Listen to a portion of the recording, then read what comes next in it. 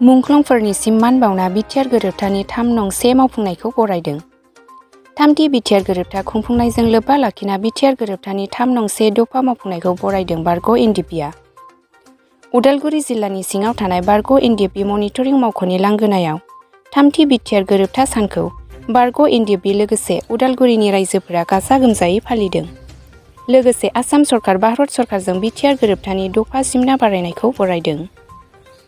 न'खर जाय बिमा बिफा बिदा फंबाय बिथांमोनानिखि गावनि आंगोनि आरो आगोमा बिथांमोना न'खरनि जिउ खोमाबाय आरो बर' हारिनि थाखाय मुंख्लं जाबाय, सेक्रिफाइस जाबाय।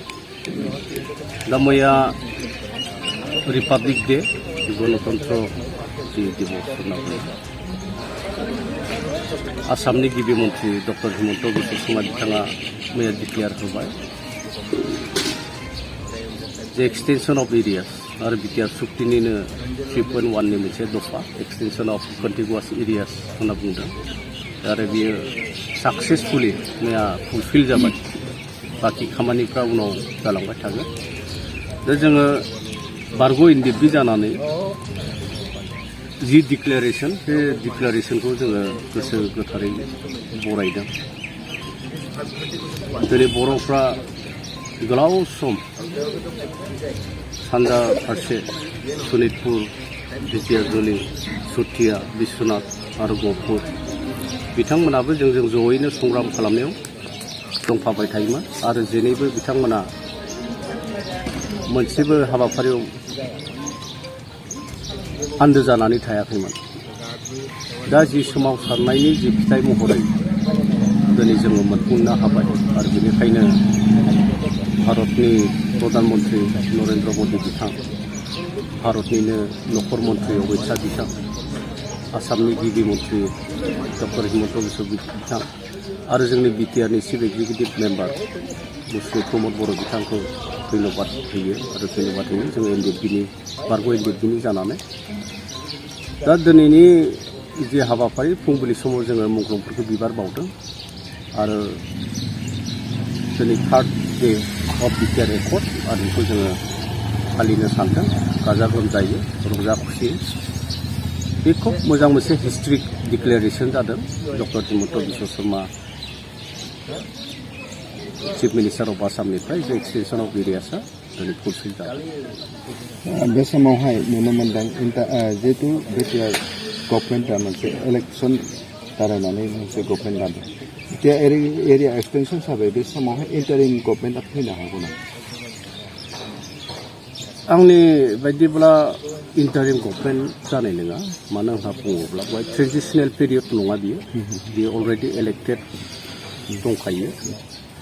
जोङो इलेक्टेडखा आरो बिटिआर गभर्नमेन्टआ मोनसे इलेक्टेड गभर्नमेन्ट। मन्त्रि नरेन्द्र मदि बिथां, भारतनिनो नखर मन्त्रि अमित शाह बिथां, आसामनि गिबि मन्त्रि डक्टर हिमन्त बिश्व बिथां आरो जोंनि बिटिआरनि चिफ एक्जिकिउटिभ मेम्बार मुस्रि प्रमद बर' बिथांखौ धन्यबाद होयो आरो धन्यबाद होयो जोङो एनडिएफबिनि बारग' एनडिएफबिनि जानानै। दा दिनैनि जि हाबाफारि फुंबिलि समाव जोङो मुंख्लंफोरखौ बिबार बावदों आरो दिनै 3rd day of BTR accord आरो बेखौ जोङो फालिनो सानदों गाजा गोमजायै रंजा खुसियै। बे खुब मोजां मोनसे हिस्ट्रिक डिक्लेरेसन जादों। Doctor Himanta Biswa Sharma chief minister of आसामनिफ्राय जे एक्सटेनसन अफ एरियासआ दिनै फुलफिल जादों। बे समावहाय नुनो मोनदों जिहेतु बिटिआर गभर्नमेन्टआ मोनसे इलेक्सन दारायनानै मोनसे गभर्नमेन्ट लादों। बिटिआर एरिया एक्सटेनसन हिसाबै बे समावहाय इन्टारिम गभर्नमेन्टआ फैनो हागौ नामा? आंनि बायदिब्ला इन्टारिम गभर्नमेन्ट जानाय नङा। मानो होनना बुङोब्ला बेवहाय ट्रेन्जिसनेल पिरियड नङा बियो अलरेडि इलेक्टेड दंखायो। जोङो इलेक्टेडखा आरो बिटिआर गभर्नमेन्टआ मोनसे इलेक्टेड गभर्नमेन्ट। एमसिएलए इएमफोरा एक्सटेनसन जाबावगोन नामा?